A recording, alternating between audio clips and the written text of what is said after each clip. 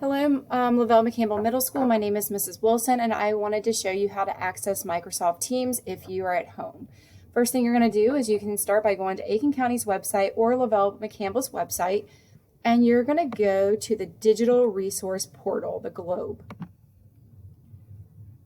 After you're in here, the students need to log in to their Office 365. It does not say that. It's going to say email, student, and staff. So if the students are not already logged into their device, they need to log in because it should say good morning and their name. And that's how they know if they're logged in.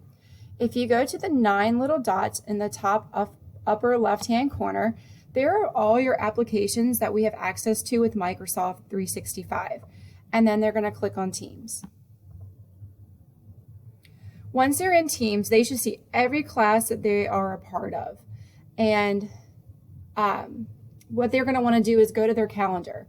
On their calendar, it's going to have a list of all the meetings and all the times that they need to be somewhere today. So there's always going to be a little rectangle around the current time. And then you can see that I've got a live session scheduled today for my third period at 9:53. So at 9:53, what's going to happen is that rectangle is going to be a bright purple. And that's how I know, and it's going to have a little frame around it, and that's how I'm going to know which meeting I'm supposed to be in at what time. So all the student would need to do is click on the meeting link and click join. They will have, and then I've already got a message for them. And so it would ask them in my directions because it would send them an email. So when I made this meeting, it sent every student an email in their student email.